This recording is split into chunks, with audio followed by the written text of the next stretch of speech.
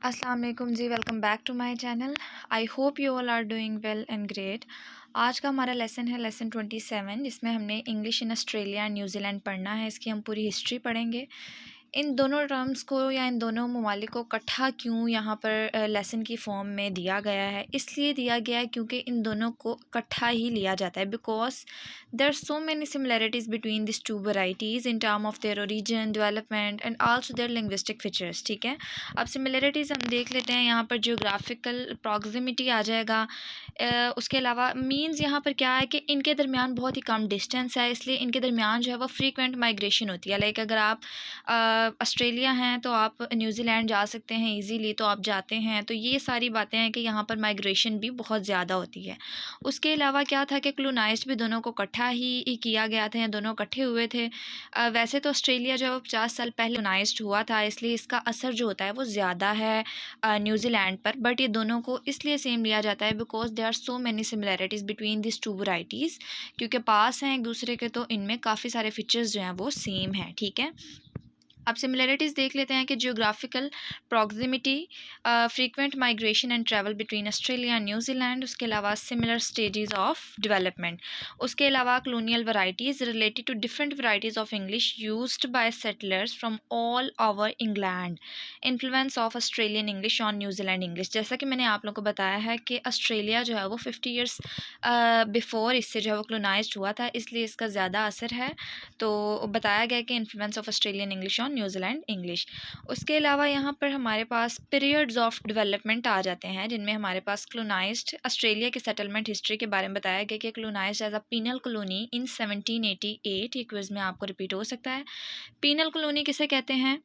Penal colony कहते हैं कि दूर दराज या बैरून मुल्क में कहते हैं एक बस्ती बनाई जाती थी, जिनमें क्या किया जाता था कि मुजरिमों को सज़ा दी जाती थी, इसलिए वो कायम की गई। इसलिए क्या होता था कि वो पीनल कॉलोनी बनाई जाती थी लोगों को सज़ा देने के लिए। ठीक है, उसके अलावा क्या है कि डिमॉन्स्ट्रेटेड पावरफुल फाउंडर इफ़ेक्ट।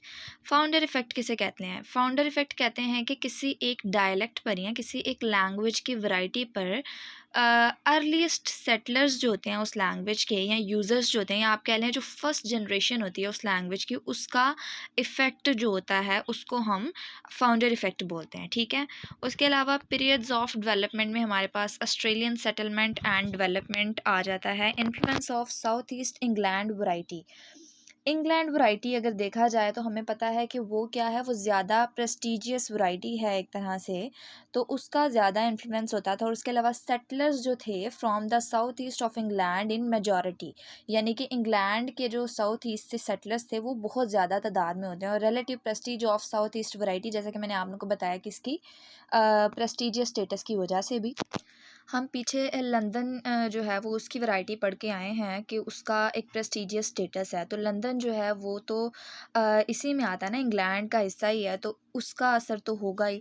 तो यहाँ पर यही बात शेयर की गई है कि वहाँ से जो सेटलर्स की इमिग्रेशन है, या जो भी कह लें आप, वो ज़्यादा मेजॉरिटी में होती है। अब यहाँ पर हमारे पास जो है वो टॉपिक 158 है। यहाँ पर हमने ओरिजिन एंड डेवलपमेंट पढ़ना है। ओरिजिन एंड डेवलपमेंट पढ़ने से पहले हम यहाँ पर कुछ पीरियड्स जो है वो, या फिर कुछ आप कह लें टाइम पीरियड्स जिस तरह गुजरे हैं, वो हम डिस्कस करेंगे। लाइक कुछ ऑथर्स जो थे उन्होंने क्या किया है कि इसकी हिस्ट्री को डिफरेंट टाइम पीरियड्स में डिवाइड किया है। जैसे कि फर्स्ट पीरियड है ना, तो वो हमारे पास 1788 से 1820 तक का पीरियड था। तो उस पीरियड को जो है वो कहते हैं अर्लीस्ट सेटलर्स का period, like movement of people, जो कि ब्रिटेन से ऑस्ट्रेलिया और उसके बाद फिर न्यूजीलैंड तक हुई थी। उसके बाद का जो पीरियड होता है वो 1820 से 1850 तक था। तो इसमें क्या हुआ था कि expansion of Australia and establishment of new colonies including New Zealand. ठीक है, ये सारा कुछ हुआ था। तो यहाँ पर बताए गए हैं पॉइंट्स, आप लोगों ने इन्हें ऐसे ही याद कर लेना डेट्स के अकॉर्डिंग, बिकॉज आप लोगों को पता है कोई इसमें डेट्स काफ़ी ज़्यादा आती हैं। तो 1820 क्या था कि stabilization of the Sydney colony.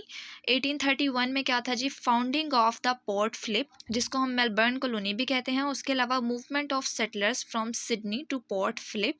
और 1840 जो था उसमें क्या हुआ था जी कि इस्टेब्लिशमेंट ऑफ न्यूजीलैंड कॉलोनी। ठीक है, इसमें क्या हुआ था, इस्टेब्लिशमेंट ऑफ न्यूजीलैंड कॉलोनी हुआ था। ये बहुत ज़्यादा इंपॉर्टेंट क्विज़ है, आप लोगों को रिपीट होगा, लाजमी होगा, आप लोगों ने इसे याद कर लेना है। अब यहाँ पर एक्सपेंशन और एस्टैब्लिशमेंट ऑफ न्यू कॉलोनी यानी कि एस्टैब्लिशमेंट ऑफ न्यूजीलैंड कॉलोनी जो है उसके कुछ फीचर्स शेयर किए गए हैं कि influence of south east variety comprised several multiple settlements like all over the world, ना सिर्फ ब्रिटेन से बल्कि बहुत सारे आप कह लें पूरी दुनिया से ही सेटलर्स जो थे वो यहाँ आकर, सेटलर्स असल में कहते हैं हम मूवमेंट ऑफ पीपल, ठीक है, यानी कि जो लोग यहाँ से एक जगह से दूसरी जगह पर आकर बसने लग जाते हैं, सेटल हो जाते हैं वहाँ आकर, उन्हें सेटलर्स बोला जाता है, ठीक है। अब यहाँ पर ये कुछ पॉइंट्स हैं, आप लोगों ने इन्हें याद कर लेना है। इसमें सबसे ज़्यादा हमारे पास जो है वो टू अदर इवेंट्स जो कि प्ले करते हैं बहुत ही ज़्यादा इंपॉर्टेंट रोल इन कॉलोनीज़ की इस्टेब्लिशमेंट में, ठीक है। तो वो कौन से इवेंट्स हैं, वो हमारे पास गोल्ड रशेज़ है, एक डी फैक्टो इंडिपेंडेंस है, और एक हमारे पास अवेयरनेस अबाउट नेशनल स्टैंडर्ड्स है। तो ये 3-4 फीचर्स हैं, 3-4 आप कह लें इवेंट्स हैं। गोल्ड रशेज़ क्या है? गोल्ड रशेस जो था वो असल में न्यू डिस्कवरी ऑफ गोल्ड था to encourage people to migration and आप कह रहे हैं रीलोकेशन टू न्यूजीलैंड था, ये भी इन्हीं में से एक कंट्री थी जिसमें गोल्ड रशेस जो था बहुत ही ज़्यादा था। तो आप कह लें कि increase in migration caused by gold rashes, British policies resulted in increase migration, ठीक है। उसके अलावा हमारे पास यहाँ पर डी फैक्टो इंडिपेंडेंस, ये साथ साथ डेट्स भी हैं, आप लोगों ने इन्हें लाजमी याद करना है या आप लोगों को इसकी ड्यूरेशन या इसका टाइम पीरियड पूछ सकते हैं। डी फैक्टो इंडिपेंडेंस क्या है? डी फैक्टो इंडिपेंडेंस या डी फैक्टो नेशंस जो था उसका मीन्स था कि ये practically they become independent, like आप न्यूजीलैंड और ऑस्ट्रेलिया की बात हम कर रहे हैं तो उसके डी फैक्टो नेशंस के according they are practically independents but legally they remained under the control of British crown, ठीक है। यानी कि कोई ऐसा आप कह रहे हैं कि आज़ादी उस तरह से नहीं थी और स्टिल अभी भी ऑस्ट्रेलिया जो है वो कॉलोनाइज्ड ही है, ठीक है।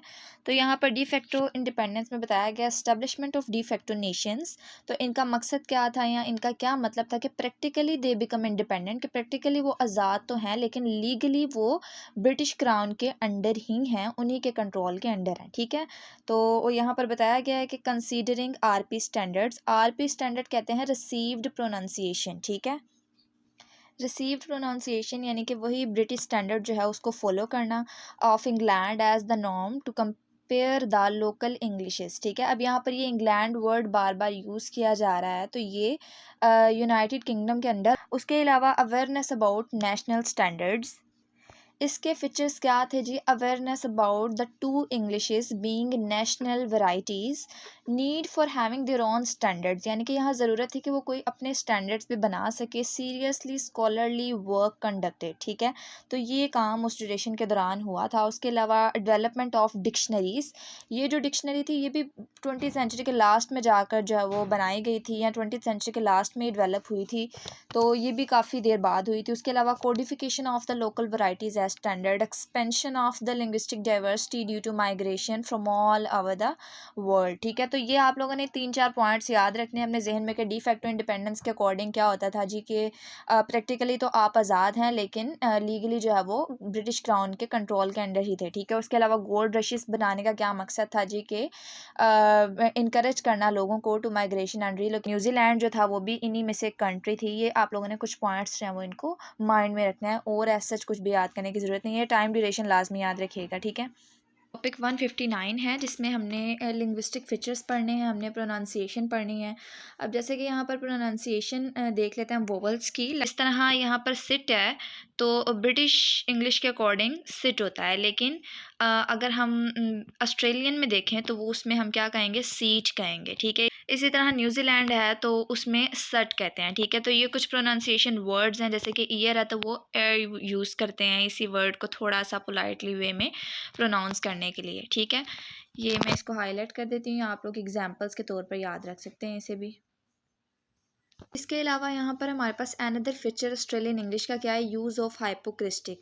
इसमें क्या होता है कि शॉर्टनिंग ऑफ अ नेम होता है। लाइक ऑस्ट्रेलिया में अगर देखा जाए या हम क्रिकेट में देखते हैं तो ऑस्ट्रेलियन कमेंटेटर्स जो होते हैं वो क्या करते हैं कि अगर इंजमाम क्रिकेटर है तो वो उसको इंजी कहेंगे, इमरान है तो उसको इमी कहेंगे, तो ये भी उनका एक फीचर है। इसी तरह जैसे इन्होंने बैरी होता है तो वो उसको बाजा और बस कहते हैं, इसी तरह आफ्टरनून है तो वो उसको आरवो कहेंगे। इसी तरह लेक्सिकन आइटम्स हम देख लेते हैं। ये हमारे पास अकॉर्डिंग टू न्यूज़ीलैंड है, तो न्यूज़ीलैंड में क्या होता है कि थैंक यू है अगर, तो उसको जो है वो नो वरीज कहेंगे। इसी तरह बैच है तो उसका मतलब होगा अ हॉलीडे होम। इसी तरह एग है तो वो मिल्ड इंसल्ट या फूल। वाका एनी मीन ऑफ बारबी है तो शॉर्ट वेरिएंट ऑफ बारबेक्यू होगा, ठीक है। तो ये न्यूजीलैंड के फीचर्स के अकॉर्डिंग है। इसी तरह यहाँ पर एक अनदर फीचर जो है वो शो किया गया है ऑस्ट्रेलिया में, क्या कि the service provider will name the total due followed by thanks, they will be $2, तो थैंक्स कह दिया। लाइक हम पहले अगर बाकी कंट्रीज़ में देखें तो जब आप पैसे आपने दे दिए हैं तो उसके बाद आप थैंक्स कहते हैं, लेकिन यहाँ पर अगर $2 रह जाएंगे तो वो कहते हुए भी आप थैंक्स कहते हैं। तो ये ऑस्ट्रेलिया का एक फीचर है, ठीक है। अच्छा जी, अब यहाँ पर हमारे पास टॉपिक हमारा 160 है, जिसमें हमने क्या पढ़ना है, सोशल लिंग्विस्टिक वेरिएशन पढ़ने हैं। लाइक कुछ हमारे पास फैक्टर्स हैं काफ़ी ज़्यादा अहम रोल जो है वो प्ले करते हैं इन सोशल लिंग्विस्टिक वेरिएशन भी, जिनमें हमारे पास सोशल क्लास है, एज है, जेंडर है, ठीक है। तो पहले तो हम सोशल क्लास देख लेते हैं कि लोअर क्लासेस जो होती हैं वो tend to use the distinguish features. अब जो डिस्टिंग्विश फीचर्स हैं यहाँ पर आप कह लें कि वो लोकल वैराइटीज़ यूज़ करते हैं, जैसे कि ऑस्ट्रेलियन और न्यूजीलैंड वैराइटीज़ जो हैं वो यूज़ करते हैं, जबकि अपर क्लास जो होती है वो आरपी स्टैंडर्ड फॉलो करती है, जो कि हमारे पास ब्रिटिश स्टैंडर्ड है, जैसे कि हमें पता है।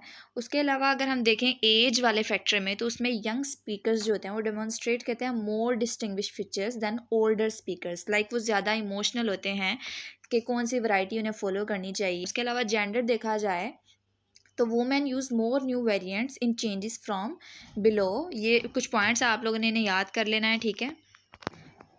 अब यहाँ पर सोशल लिंग्विस्टिक वेरिएशन में जो है वो तीन यहाँ पर पॉइंट्स शेयर किए गए हैं, जिनमें हमारे पास ब्रॉड, जनरल और कल्टिवेटेड है। ये असल में प्रोनाउंसिएशन को शो कर रहे हैं। जैसे कि ब्रॉड है तो ये वर्किंग क्लास एक्सेंट होगा, ठीक है, और इसी तरह जनरल है तो ये एजुकेटेड या जनरल एक्सेंट होगा, और कल्टिवेटेड है तो ये आरपी एक्सेंट होगा, जो कि हमें पता है ब्रिटिश एक्सेंट, ठीक है।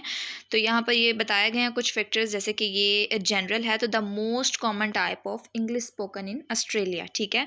तो ब्रॉड है तो associated with more working class speech, और कल्टिवेटेड में क्या है, ये ब्रिटिश एक्सेंट, ठीक है, जो कि ज़्यादा प्रेस्टिजियस वैरायटी में होता है या closer to the British received pronunciation, ठीक है। अब हमारे पास यहाँ टॉपिक 161 है, जिसमें हमारे पास वैरायटीज़ हमने दो पढ़नी है। एक अब ओरिजिनल इनहेबिटेंट्स ऑफ ऑस्ट्रेलिया है, और एक non Anglo Celtic background Australians हैं, such as Greek and Italians, ठीक है। इसका तो इन्होंने बता दिया है। अब ओरिजिनल इनहेबिटेंट्स किसे कहते हैं, ये असल में इंडिजिनस पीपल हैं ऑस्ट्रेलिया के, और आप इन्हें ट्रू नेटिव भी कह सकते हैं ऑस्ट्रेलिया के, ठीक है। इंडिजिनस जो है वो आप लोगों को पता है मुकामी लोग जो होते हैं वहाँ के।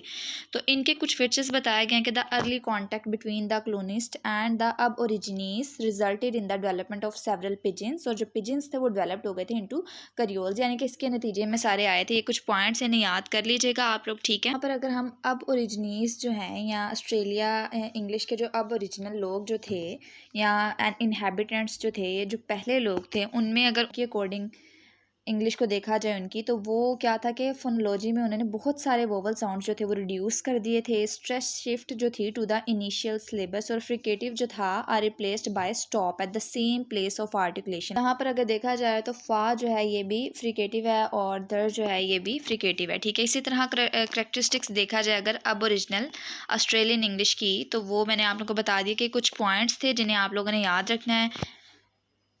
अच्छा, ये जो करेक्टरिस्टिक्स है ना, ये बहुत ही ज़्यादा इंपॉर्टेंट करेक्टरिस्टिक्स हैं, ये आप लोगों को पता होनी चाहिए। अब ओरिजिनीज जो थी ऑस्ट्रेलियन इंग्लिश, उसके अकॉर्डिंग क्या था कि उन्होंने सेंटेक्स जो था उसको बहुत ही ज़्यादा सिंप्लीफाइड कर दिया था। लाइक बहुत ही ज़्यादा सिंपल सेंटेंसेस यूज़ किए जाते थे।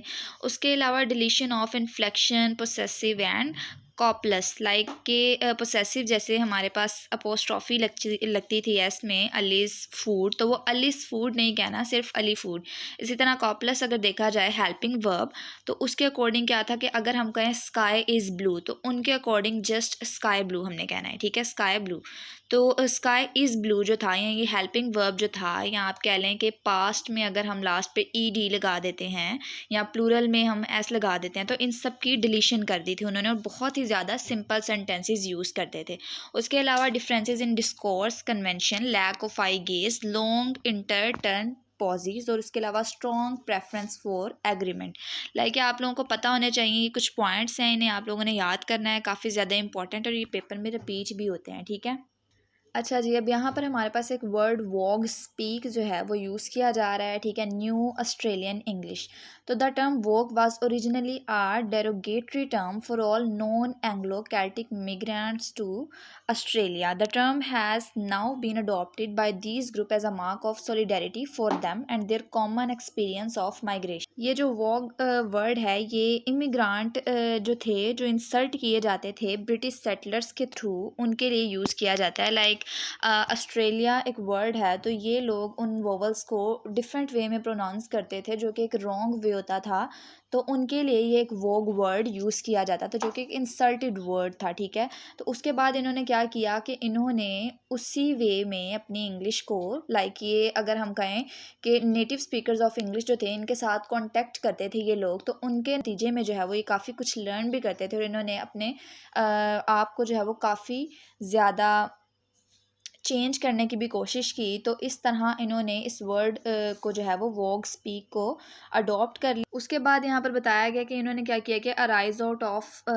Out of the learning of English by these migrant groups show an intensification of the features of variation in different varieties. Like इन्होंने इन वैरायटीज़ को, इन वेरिएशन, इन फीचर्स को जो है वो काफ़ी ज़्यादा सीखने की कोशिश की, उनको ज़्यादा हद तक जो है वो लर्न करने की कोशिश की ताकि ये वहाँ के ऑस्ट्रेलिया के जो है वो ज़्यादा नेटिव स्पीकर्स लगें, ठीक है। उसके अलावा जियोग्राफिकल वेरिएशंस हुई थी।